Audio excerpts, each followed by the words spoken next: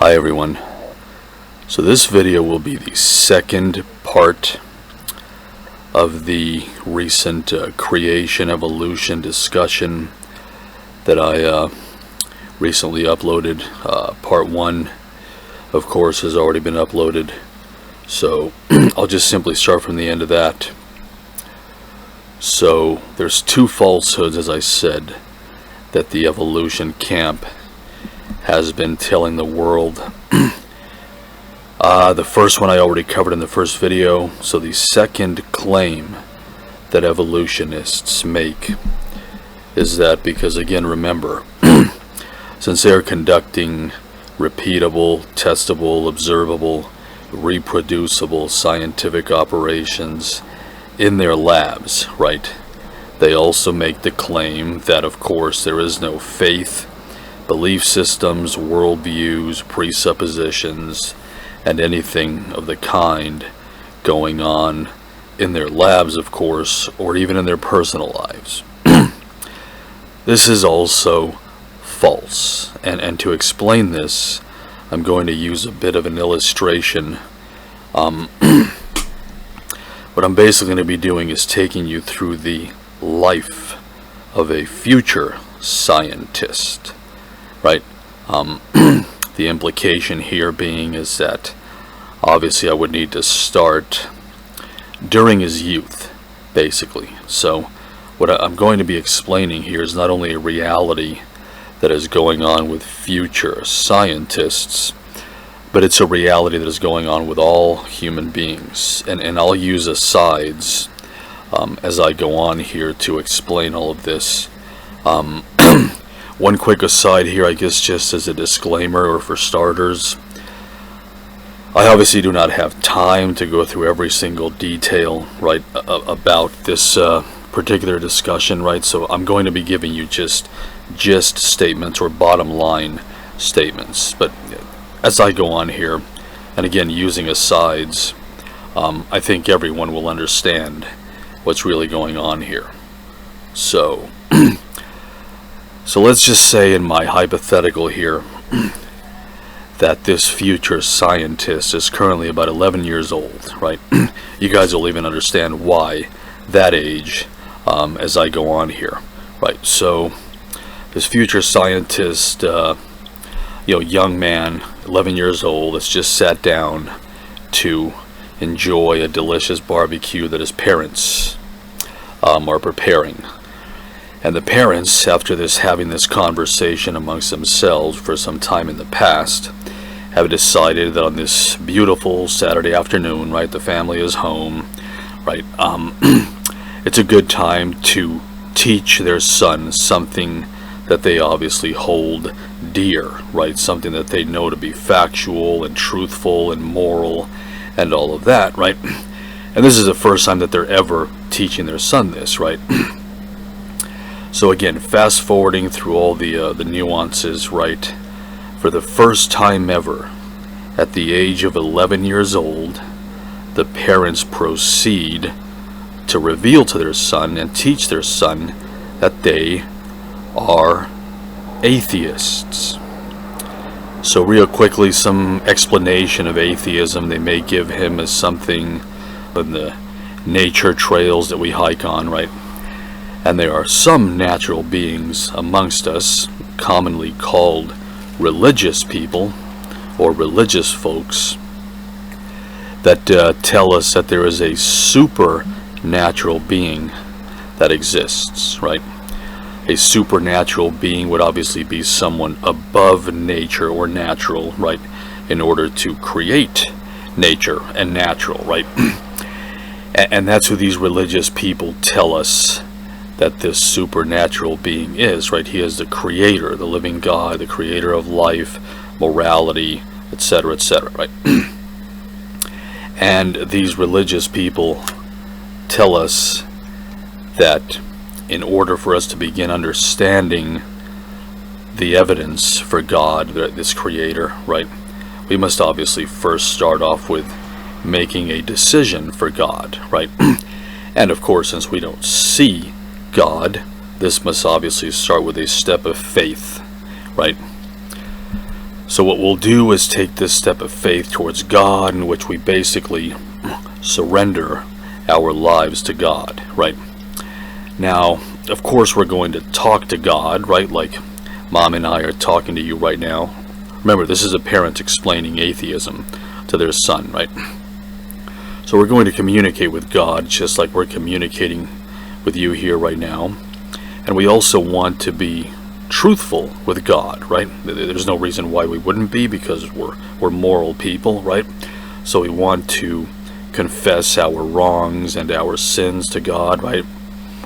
And we learn from these religious people that God is merciful and graceful, and that He will forgive us and cleanse us of our sins, right? So we take this step of faith this way and surrender our lives to God, right? Then we can begin studying and learning the reserved word, right? The preserved word of this God contained in a book called the Bible. And, well, not only are we going to learn from our pastors, right, and all the church people and like-minded believers, but if we want to delve into these subjects, we can learn, right, that archaeological historians, right, confirm the veracity of the Bible, right? And of course we have the body of believers and pastors, theologians, Bible manuscript experts, etc., right? And as we begin to study the Bible, we can begin to understand that pretty much everything that it reveals is the reality that is going on all around us, including current events. And all we have to do, again, to begin this journey is to take this step of faith towards this God. Well, your mom and I are here to teach you today that this is horseradish, and faith in God does nothing for anyone. So we require some other form of evidence, right? And so far as we know, in 2026, heading on to 2027, there is no evidence for God or supernatural beings or deities or anything of the kind, right? So obviously this means that this God does not exist to us, right? And therefore He cannot dictate to us how we ought to live our lives versus ought not, right? Moreover, we don't need God to tell us any of this, because your mom and I, yourself, and all human beings, right, we all possess intellect and rationale and skeptical acumen and critical thinking skills and problem-solving skills, etc., etc. So anything we don't understand, we can come to understand by these amazing abilities we have, right? So of course we understand what truth and lie are, and good and bad, and good and evil, and truth and lie, etc., etc., right? So we don't need God to teach us anything, right? So this is just sort of a, I guess, a first step here, if you will. I'm going to fast forward towards the end here. Obviously, as you would imagine, there is a conversation that would follow, right? And the child is asking, important questions, or questions he thinks are important, right? And he's getting crystal clear answers from his parents, right? And they're helping him understand things, right? And for some instances, the child will get a response back from his parents, and he will just sort of pause, right? Think of for a minute, and then say something back to his parents, pretty much saying the exact same thing that they told him, but using his own words, thus demonstrating some comprehension, right? So as I alluded to before, right, maybe some of you are wondering why this starts off at the age of 11, right? So again, he's 11 years old. He's still a bratty, goofy, rebellious, normal kid, right? But his parents thought, okay, he's old enough to engage in a conversation like this, and after all, they are going to help him, right, with the answers and the explanations that they are giving him, right, to help him understand atheism, religion, and things like that, right? So fast forwarding to the end here, right? So the child, gets up and has his plate of barbecue empty, and he thanks his parents for the delicious barbecue. I wish they would have invited me. And he might thank his parents, for this conversation with something along the lines of, and thank you for this important discussion on atheism, right? I didn't really understand any of it, or pretty much all of it, right? But I do believe it to be true, right? I accept on faith that it is true. Why? Because it came from you, my parents, right? You have loved me, clothed me, raised me, sheltered me, protected me, secured me, etc., etc., since birth. So I know that you would not, steer me in any wrong direction or lie to me in any way. So not only do I look forward to learning more about atheism from both of you, but also learning on my own, right? And as I understand atheism more, or if I understand there's anything I can do with atheism, I look forward to my walk with atheism. I look forward to making atheism a part of my life, right? Because after all, it's coming from you two, my parents, two people that I trust who would not deceive me, right? So let's just say that at this point, the parents just look at each other and obviously smile, thus communicating that what's transpired here is a beautiful thing. And why wouldn't there, right? So before we get to the takeaways here, right, just some quick, I guess, preliminary takeaways, right? So notice that the child, of course, isn't really going to understand 99+% of atheism, right? Primarily because his parents wouldn't even get through 99% of the subject of atheism in this conversation, right? The child's understanding doesn't exceed 0.000.1%, if that, right? So there's 99% plus of atheism that he doesn't even understand or can't understand because he doesn't even know it exists, right? But notice that he's made quite a remarkable promise to his parents already, right? He wants to walk with atheism, right? He wants to embrace atheism and make it a part of his life. So let's try to understand how that transition is going to take place, right? So as he continues to learn about atheism from his parents, right, if he encounters things like finding it boring, dull, maybe at times too difficult, maybe even offensive, and I'll elaborate on that as I go on here, right? If he encounters any of these things, right, it might just be a short matter of time, maybe a few months or something, right, where he walks up to his parents and says no to atheism. Now, of course, that doesn't mean full stop rejection of atheism, but he'll probably tell his parents something like, look, I'm 11 years old, right? I'm into tinkering and sports and programming and video games and things like that, right? So why don't we return to this, in a couple of years, right? I'll obviously be a lot older. I can stay focused more, engage more, right? Right now I'm finding atheism a little boring at times, or maybe uninteresting or difficult to understand, right? And again, his parents would have no problem with this response, right? These are not militant like atheists, right, that are going to spoon force feed atheism down their child's throat, right? After all, the parents just finished explaining to their son, right, that he has his own intellect, rationale, and skeptical acumen and problem-solving skills and things like that, right? So they're just sharing this information, right? Again, it's the first time they're ever sharing this subject with their son, right? So they're just teaching him again something that they hold dear, of course, but of course ultimately they'll let him make the decision of yay or nay for atheism, right? So again, he might encounter these things, right, or might not at all, right? So we still need to understand, how is this embracing of atheism going to be a smooth transition, right?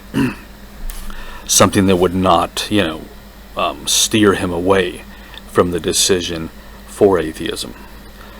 So as I just alluded to, he might find the way his parents explain atheism a little offensive. And the reason for that is because, unbeknownst to his parents, their son has Christian classmates. So every Monday, right, they get together at school, right, and they meet at a particular area, right, that kind of thing. And when they're all present, they all ask each other the obvious questions, right? How was your weekend? What did you do over the weekend? That kind of thing.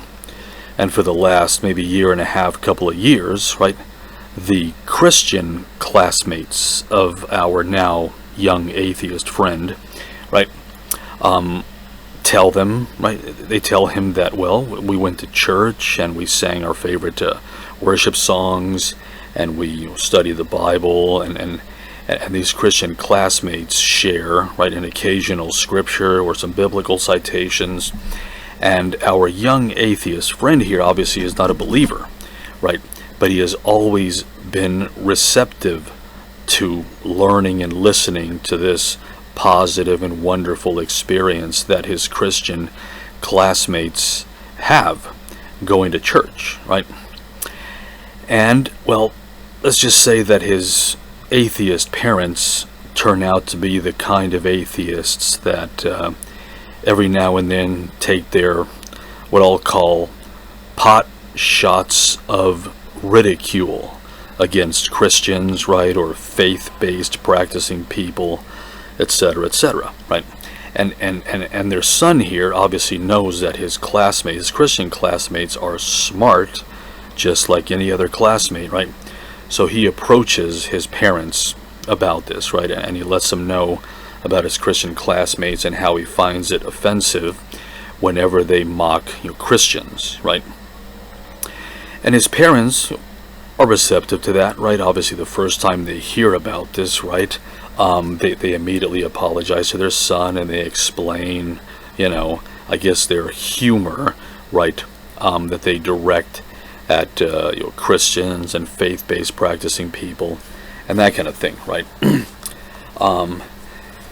So, again, this might be something else he might encounter, or he may not encounter any of what I've just stated, right? So we still want to understand, right, how this transition, how this acceptance of atheism will be something not only smooth, but something that will allow him to continue, right, studying atheism, right?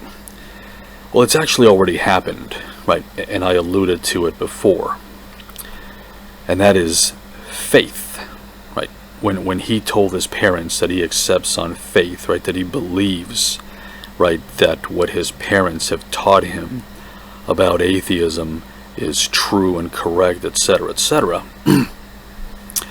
well, this became the first ever faith, the first ever belief system, right, the first ever religious tenet, right, the first ever worldview that was basically deposited into the memory banks of this young child, right? Think about that for a second, right? Remember what this faith has taught this child, that God cannot do anything in his life because he doesn't exist. Moreover, this young man doesn't need God, right, because he has his critical thinking skills and intellect and rationale and supreme skeptical acumen and all of that, right? So he can come to understand anything he needs to using these wonderful abilities, right? Another reason why this has to be accepted on faith is because, again, it's the first time that this is being relayed to this child, right?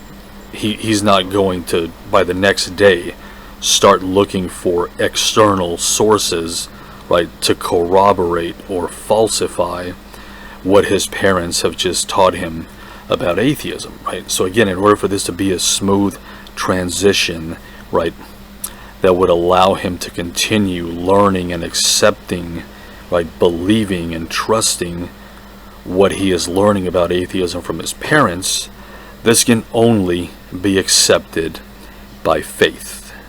Now, just a quick aside here, remember that faiths, religious tenets, belief systems, worldviews, things like that, don't have to involve a God. Right? There is literally falsehoods, such as godless religions, right? Godless faiths, godless worldviews, etc., etc., right? So let me move on here. I told you this young man is a future scientist, so let me move on to the age of about 13, let's say, where another first occurs in his life, and that is cussing or cursing, right? And he, of course, immediately has an understanding, right, of when he uses these particular speech patterns, right, the frequency and infrequency, etc., etc. And he understands, of course, that he's in control of his life and his speech patterns, etc., etc., right? And he'll occasionally blurt out a curse word in front of his parents, and his parents will, of course, immediately discipline him, right? And they'll say something like, hey, what have we told you about using those speech patterns, right? We don't need to speak like that because we already have moral speech patterns to use and live by, right? We know that you're still a child and you're growing up, but remember, you will be disciplined if this is something that becomes habitual, right? Something like that they'll correct him with. And our young atheist friend here is, of course, receptive to that as well, right? Remember that he's the one that recognized his parents for loving him, clothing him, sheltering him, teaching him, right? His parents are raising them right? Raising him as rightly as possible, right? With correct lessons and moral lessons, etc., etc. So he'll apologize to his parents and all that kind of thing, right? But is this the only understanding that is going on here about his choice for these particular speech patterns? Not at all. There's an even more fundamental and foundational understanding here for why he would choose these particular speech patterns, and that is his faith. Remember what this faith, this doctrine, this belief system that went into the memory banks of this young child at the age of 11, remember what it taught him, right? That God does not exist, right? Therefore God does nothing to his life or cannot teach him or guide him as to how he ought to speak versus ought not, etc., etc., right? So this belief system, this religious tenet, right, this faith basically taught him he is the only one left to navigate his life, right, according to however he scratches his itch to do so, if you will, right? Remember this, because this will be a takeaway going on here. So let me just fast forward now to 16, right? Let's say about 16 years of age, and he's reaching his interest in science pretty soon here. So he's at recess, let's say, having lunch and goofing around with his friends, and he says something that includes a few of these choice cuss words or curse words. And suddenly he might get a question from a classmate like, hey, we noticed that you cuss a lot or you curse a lot, and we were just wondering why. We were just wondering if your parents ever taught you that cussing is wrong and that God gave us moral speech patterns to live by. And our young atheist friend, 16 years of age now, teenager, again, he's living a totally normal, healthy life, right? He'll pause, right, and analyze the question, of course, right? And then he might respond with something along the lines of, actually, you were told by your parents to accept by faith that this God or your God or some God exists, and that gave us, the moral speech patterns to speak with and live by, right? Maybe you were even forced by your parents. My parents don't do that to me, right? My parents allow me to use my intellect and rationale, and it's because I've done that that I know that there is no evidence for your God, right? Or any God or deities or spiritual beings or anything of the kind, right? After all, I know that I'm in control of these speech patterns and I can stop whenever I want, right? But if you ever want to have a conversation about the evidence for God or your God, let's have that too. To which the friend who posed the question would respond with something like, "Oh, okay, I guess I could understand that perspective." So, what are the takeaways now? What's been going on in the life of this young man since the age of 11? Well, notice that it's pretty plain to understand, it's pretty clear to understand that this faith, right, this belief system, right, this doctrine that was deposited into his memory banks at the age of 11 has not stayed at the age of 11. Right? It's traveling with him throughout the rest of his life. In fact, literally, throughout the rest of his life, it would travel with him. He would take this to his grave unless he was to ever, while alive, of course, make the efforts to look into this further, right? And if he was to find the evidence that he had allowed himself, let's say, to be deceived, right? And he obviously would acknowledge that, and he would renounce atheism, right? He was to reject atheism. Unless he ever does anything like this while he is alive, he will be taking this faith, this belief system, to his grave. But now, what else? Just with what I've said, let me know if it's been plain or clear to you, because it has been to me. The other clear reality that is going on here, remember, is that he is now using this faith, this belief system, this doctrine, right, to interpret life. However, again, he scratches his itch to do so, right? Remember what let's summarize what this faith taught him, right? There is no God, right? Faith in God does nothing. There is no evidence for God, right? God doesn't exist. God cannot dictate anything to our lives. Moreover, we don't need God because all human beings possess intellect and rationale and problem-solving skills, critical thinking skills, and blah blah, yada yada, right? So of course he is going to interpret life however he wishes, right? This means that even subjects that he wants to learn or doesn't want to learn, right, he'll make those decisions on his own, right? And look, he's 16 years of age by now, right?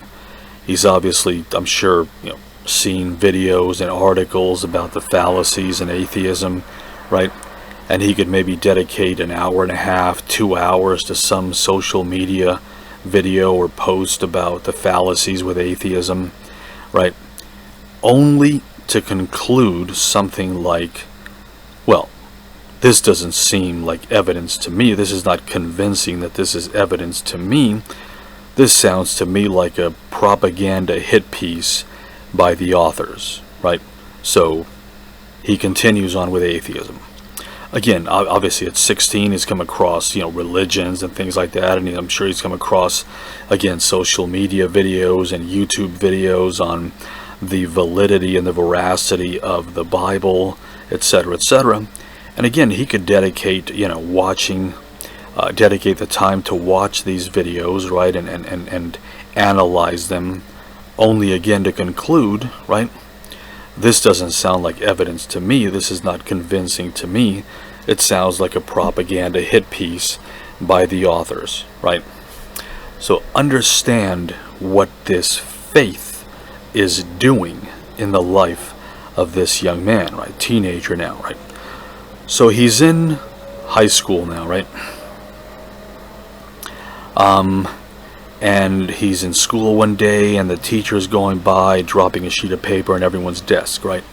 So he picks up the piece of paper when he's instructed to do so by his teacher, and they all begin reading, right? So he begins reading something along the lines of, these scientists called evolutionists are conducting this repeatable, testable, observable, reproducible scientific operations on this thing called evolution, right? And let's just say, for visualization purposes, he's sort of slouched over right now, right? And suddenly he straightens up and jumps to his, to a straight posture, because he continues reading, and he reads something like, and they are observing this thing called evolution happen right before their eyes in their labs, right? So he immediately, right, has this sort of life flash before his eyes moment. Not a bad one at all, but a good one, right? He immediately, right, sees himself as an atheologian for evolution, right? Remember, he's not a believer at all, but even as an atheist, he still obviously did not know answers to the questions of origins, right? Or what narrative, right, or what theory exists out there that posits to answer the questions about origins, right? And now he has this information, right? Now remember that there's a mechanism going on here, right? This mechanism that is making decisions for him is this foundational faith, this foundational belief system that was deposited in his memory banks all the way back at the age of 11, right? So he immediately accepts evolution as true, as fact, etc., etc., right? So this is when he also becomes interested in the sciences and pretty much decides his future career, right? He's interested in biology in particular, and maybe wants to be a biologist one day, or a geneticist, right?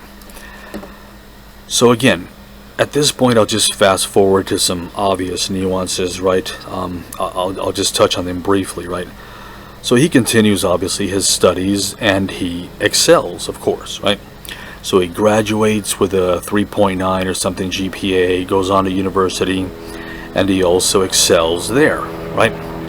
Graduates university, does his undergraduates and all these things, right? And graduates with high honors, summa cum laude, blah blah, yada yada, right?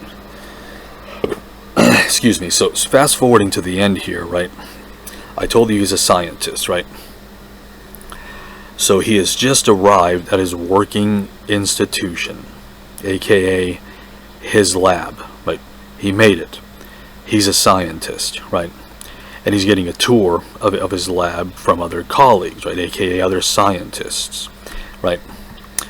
Now we can all obviously guess, right, what is right there along with him, right, that is going to be used even for his scientific endeavors, right? And that is the original faith, belief system, right, that he brings from the age of 11, now at the age of 24, 5, 6, whatever it would be, right? So this is pretty much the end, except for another explanation that I need to make here.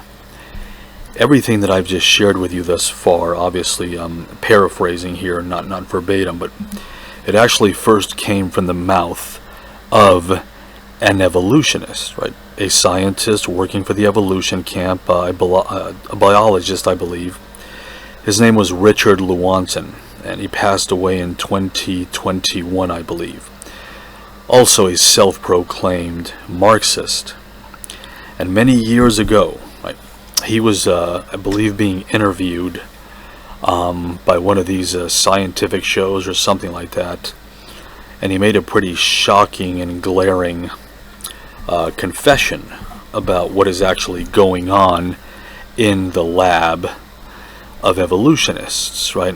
I don't have this memorized at the moment.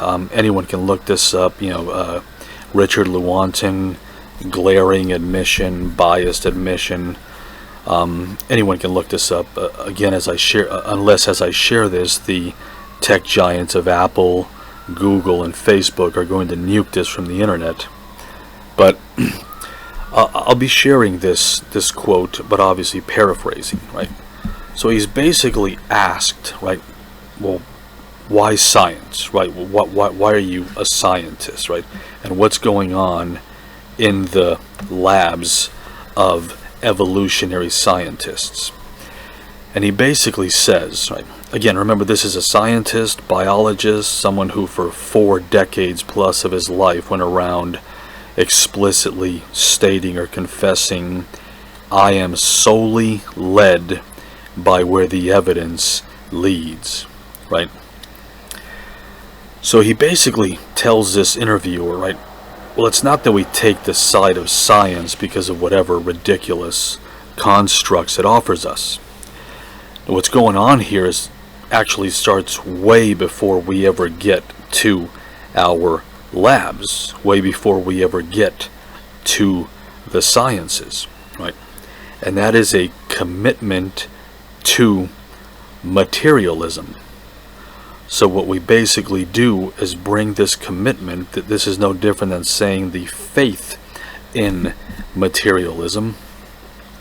So we bring this faith into our labs, wrap a scientific lab coat around it, and it's used to interpret our scientific operations.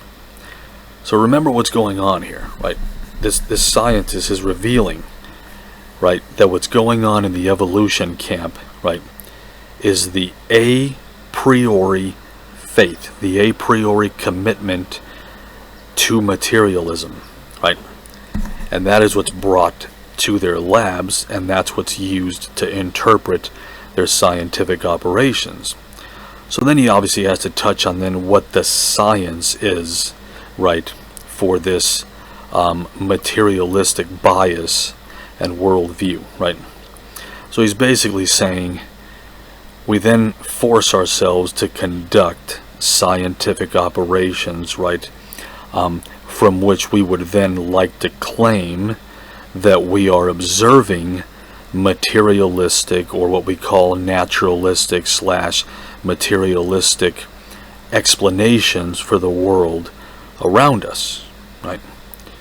Just try to wrap your minds around this, right? Again, a scientist who is a credentialed scientist, right? These are not one-off or throwaway statements that he's making, right? This is a credentialed scientist, right, telling the world for 3-4 decades plus of his life, right, I am solely led by where the evidence leads, right?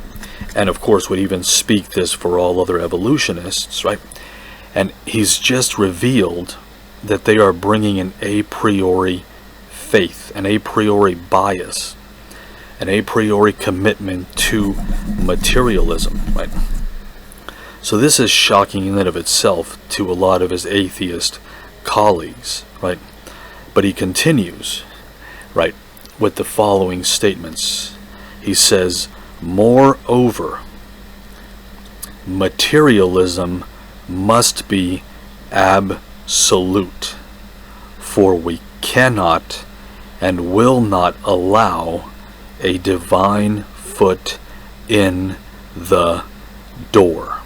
So yes, now he makes a reference to the living God, right, and obviously creation material, right?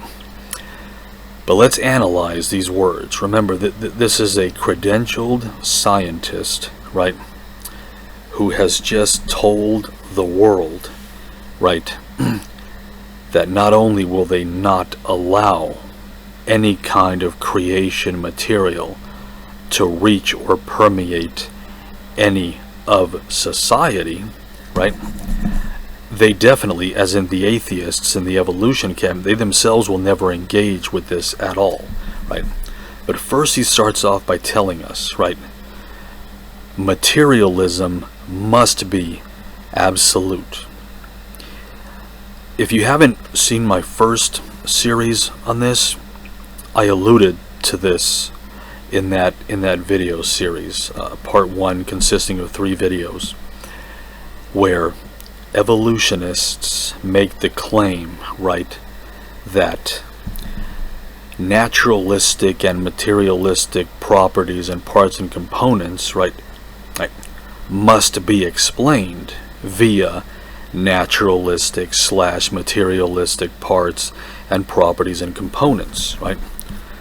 So now you have a scientist, right, a credentialed scientist, right, stating, right, that they must make materialism absolute.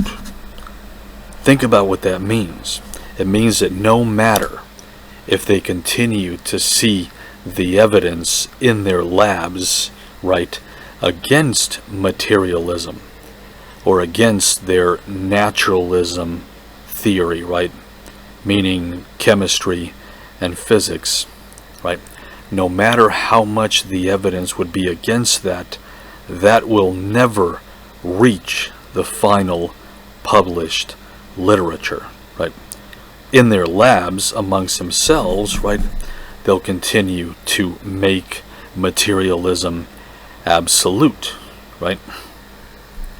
But this will never make it to the final published literature. What obviously makes it to the final published literature is, quote unquote, we are observing evolution and naturalistic / materialistic explanations for existence and everything around us, right?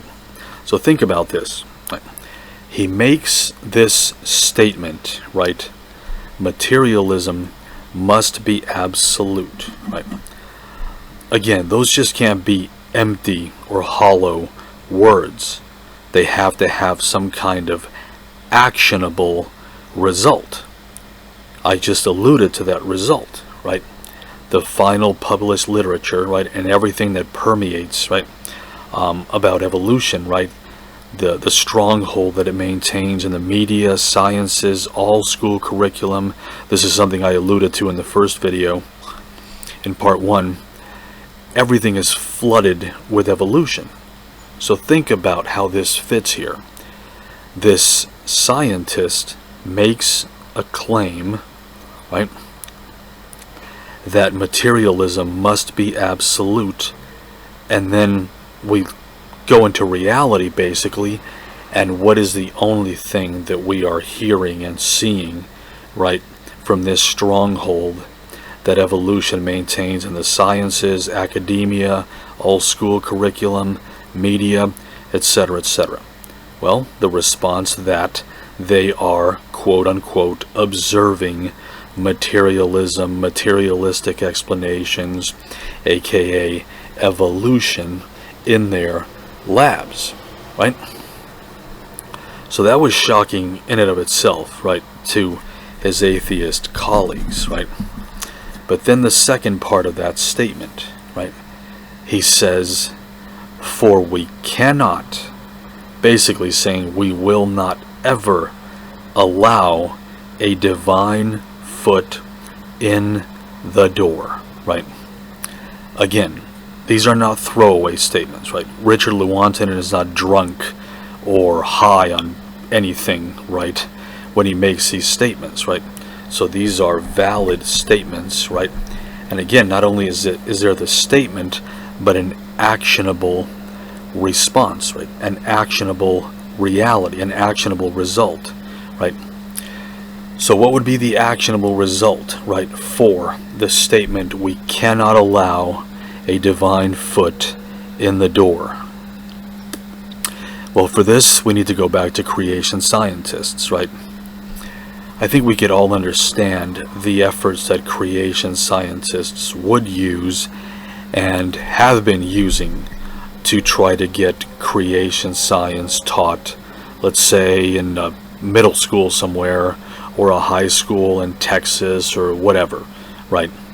They would obviously use the legislation, right? They would obviously, right, get this introduced through their, city council people, right, all the way up until a bill, right, is drafted, right, for allowing creation science to be taught in an elementary school somewhere, junior high school, or a high school, let's say, right? So again, those would be the actions, right, that creation scientists would use, right? So let's go back now to the words of Richard Lewontin, right, who stated, we cannot, and again, that's basically saying we will not allow a divine foot in the door, right? To this day, every single creation bill has been turned down. Every single one. Now again, anyone with a brain can understand that the logical, moral efforts that creation scientists would obviously use is again using our legislation, right, having a bill introduced, right, drafted, having it go through Senate, Congress, etc., right, to get some kind of school curriculum to teach us creation science, right? Every single bill has been defeated. None have passed, right?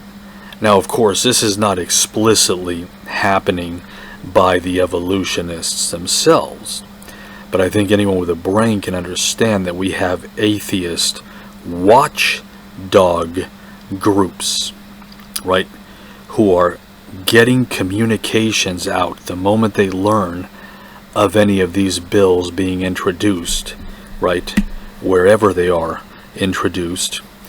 They are getting communications out to members of our government, to members of Senate, Congress, etc., to ensure that each and every single one of these creation bills doesn't get passed. So again, we have a claim made by, right, an evolutionist, right, who says we are the ones that are making materialism absolute in our labs, and even if we fail at that, it'll continue, right, to be posited that way, because we will never allow a divine foot in the door. So we have the statement made against creation material, and we have the actionable result. Right. So this will pretty much do it, right, for this video. Again, this is the second part to this creation evolution discussion debate that I wanted to share with anyone who is interested in listening. Again, the first part, consisting of 3 videos, is already uploaded. I welcome and encourage any of you to check that out and take your time analyzing these videos and replying, right, correcting me on anything that is wrong. And I sincerely again thank all of you, as I did in the first video. Thank you for your attention to this, and please, as you're listening to these videos as well, remember to listen to the voice of God, right? Jesus has been calling out since he created you. Thank you.